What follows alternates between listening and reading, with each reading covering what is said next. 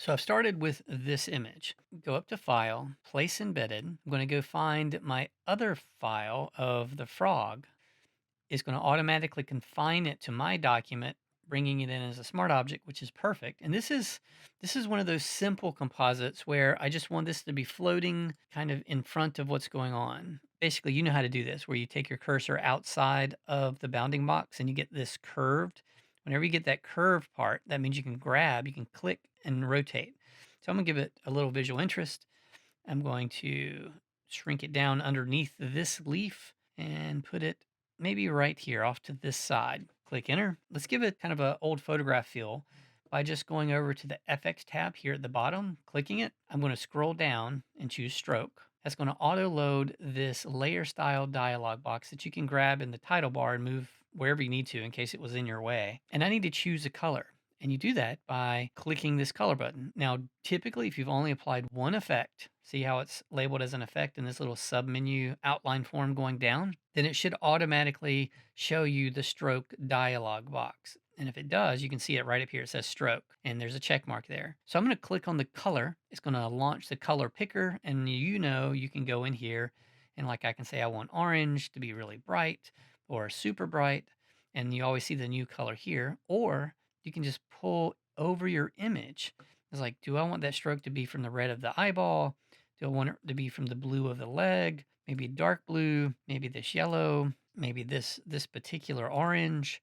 I'm gonna leave it the orange for now. Click OK. Maybe I can vary my size. That's too heavy. Do you kind of see how that's too heavy? Do you see how that's not heavy enough? So everything is like a visual balance, and you have to figure out your own sense of aesthetic in what is appropriate. I think somewhere around here it's going to work great for my intention. I am using a position of inside, which is one of my favorites, but opacity is all the way to 100%, and I'm just going to click OK. And there we go. Now let's look at it for a second. I feel like it's too top heavy. I don't need that much information. So I'll come and choose the crop tool, make sure that's selected. If I click inside the cropped area, it's going to bring up this little tic-tac-toe grid in case I need some supplemental help in figuring out the rule of thirds placement. Here, that's not exactly my issue. So I'm just going to grab at the top and pull down. Yeah, I think I sort of want it a little square-ish, not exact square. Something about right here. And then I'm going to lock that crop by clicking enter or return. I definitely like where that's going. Now let's add some text. I'll come and grab the text tool, and this is default set to the horizontal text tool or type tool. Again, these are the choices. So I'm going to click and hold down my mouse while I draw a box, basically saying I want the text to fit inside this box. And then I'm going to type capital frog, and I can't see anything. Why can't I see anything? Well, either my text is way too small or way too big. So what I can do is I can double click on this text icon, and that's going to highlight, oh, there it is, way over there in the corner. Do you see that? So it's you can even see the pixels of how small it is in relation to how big the document is, right? Command 0 to fit back in screen. So I'm just going to hover over the text symbol and drag. A scrubby slider is when you hover over a word and your cursor changes to a left or right pointing arrow, and you just drag it back and forth to vary the opacity. So I'm just going to hover over the text symbol and drag and just make that really take over the space. I like that. I'll click the move tool, kind of put it where I want it. I like it, but I don't like the color of the text.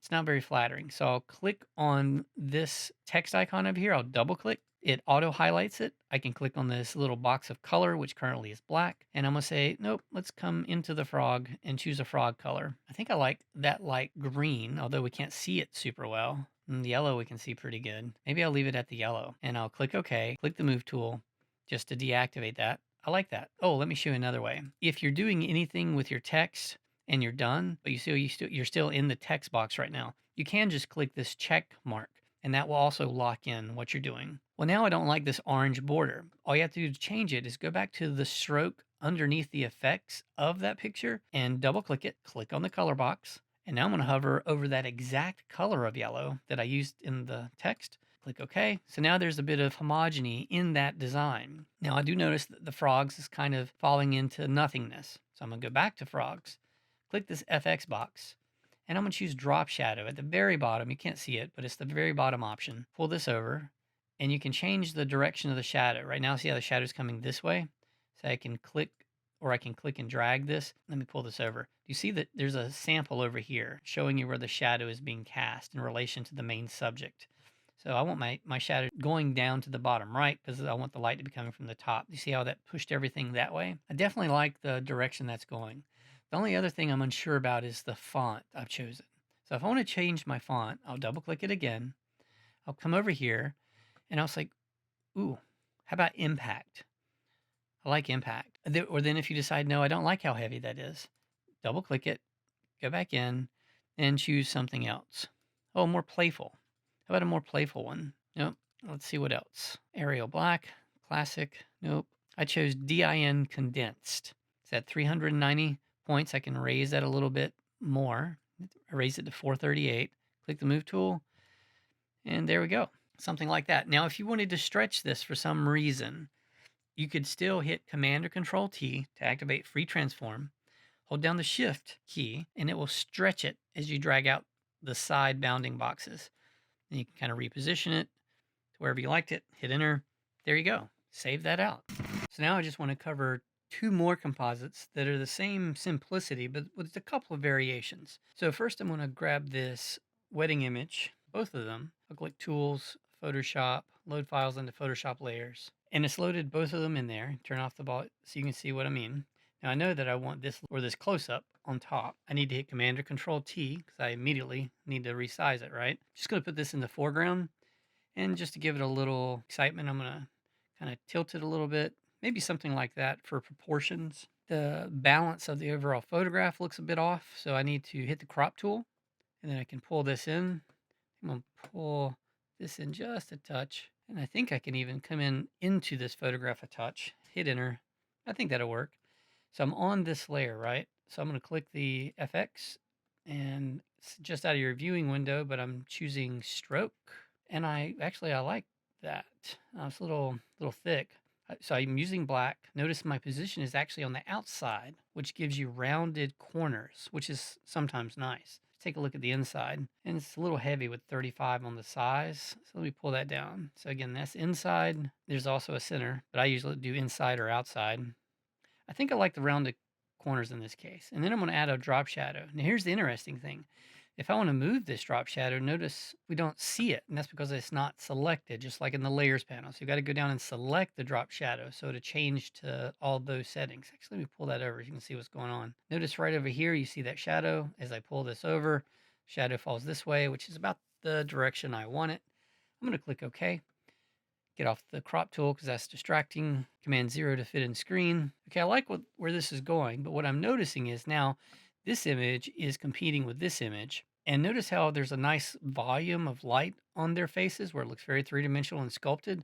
But here it looks very sort of two-dimensional and flat in the coloring of their faces. So there's no way for me to quickly fix that. I'm going to double-click this Properties tab just to close it. And then I'm going to add a new layer. I'm going to drag it to the very bottom of all the layers. I'm going to go to Edit. I'm going to go down to Fill. And I'm going to choose white for my contents. And I'm going to click OK. Then I'm going to choose the primary layer, this one, and I'm just going to lower the opacity, like let it fade back and become less important. So the main image is this one. Save that out. Second bonus, get these two, select them both, Tools, Photoshop, Load Files into Photoshop Layers. Well, actually, I'm going to do it a different way in case you're not using Bridge yet.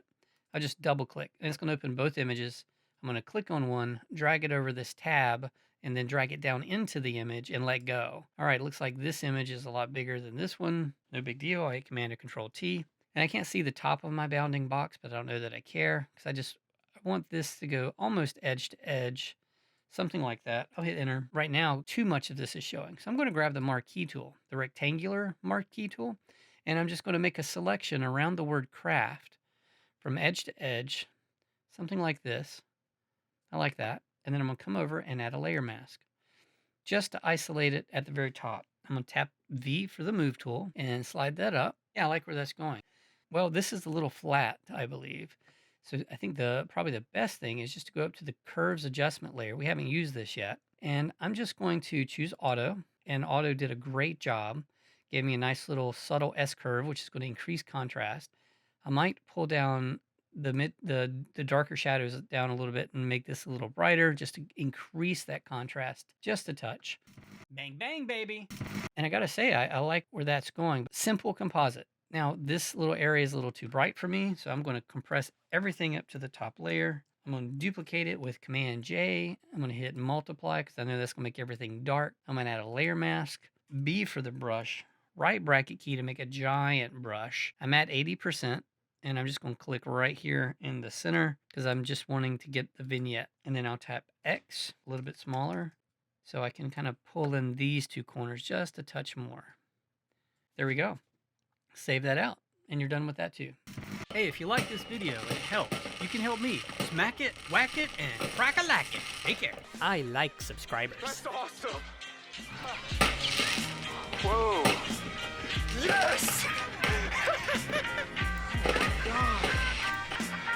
Oh my god, I did! This is... Hey, you stayed to the end. You know what that means? You're awesome. I'm talking about you. Now get out of here.